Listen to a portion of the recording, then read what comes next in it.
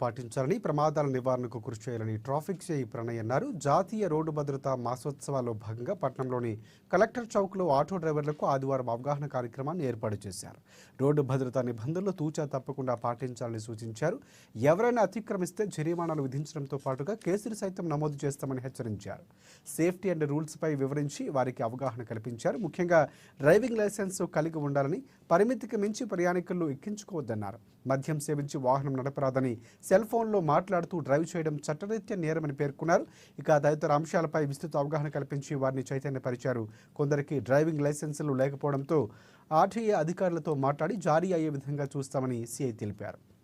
ఇక ఈ అవగాహన కార్యక్రమంలో ట్రాఫిక్ పోలీసులు సిబ్బంది పాల్గొన్నారు.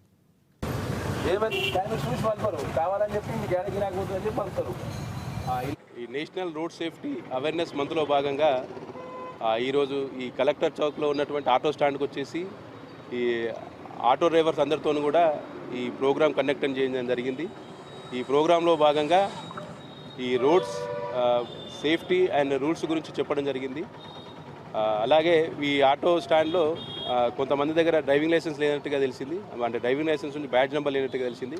దానికి సంబంధించి ఈ సంబంధిత ట్రాన్స్పోర్ట్ ఆర్టీఓ గారిని సంప్రదించి వాళ్ళకి డ్రైవింగ్ లైసెన్స్ తీసుకునేటట్లు నేను హెల్ప్ చేస్తానని చెప్పి వాళ్ళ మాట ఇవ్వడం జరిగింది. అలాగే కొంతమంది దగ్గర ఇన్సూరెన్స్ కాపీస్ కూడా సరిగా పెట్టుకోవట్లేదు, అంటే ఆటోస్కి ఎవరు కూడా ఇన్సూరెన్స్ చేయించుకోవట్లేదు. కాబట్టి ఈరోజు వాళ్ళందరికీ మేము ఈ ఆటో ఇన్సూరెన్స్ కంపల్సరీగా చేయించుకోవాలని చెప్పేసి తెలియజేయడం జరిగింది.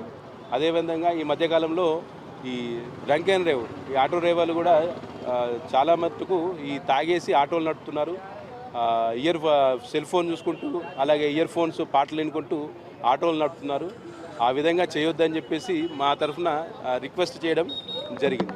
అలాగే కొందరు మైనర్స్ బిలో 18 years ఉన్న వాళ్ళు ఆటోస్ నడుపుతున్నట్టుగా మా దృష్టికి తీసుకొచ్చినారు. అలాంటి వాళ్ళు ఎవరిని ఉంటే కనుక ఆ సంబంధిత ఆటో యజమానుల మీద కేసులు నమోదు చేసి వాళ్ళ ఆటోని సీజ్ చేస్తామని తెలియడం జరిగింది. ఈసారి అయితే ఎందుకంటే ఈ నెల January 31st ఇదే ప్రోగ్రామ్ ఉంది కాబట్టి, నేషనల్ రోడ్ సేఫ్టీ ప్రోగ్రామ్ ఉంది కాబట్టి ట్రాన్స్పోర్ట్ డిపార్ట్మెంట్తో మాట్లాడి వీళ్ళు కనుక అదే చెప్పాము, ముందుకు వస్తే కనుక మాకు ఎవరెవరైతే డ్రైవింగ్ లైసెన్స్ లేదో వాళ్ళందరూ లిస్ట్ అవుట్ చేస్తే కనుక వాళ్ళందరికీ ట్రాన్స్పోర్ట్ డిపార్ట్మెంట్ ఆర్టీఓ సార్తో మాట్లాడేసి ఆటో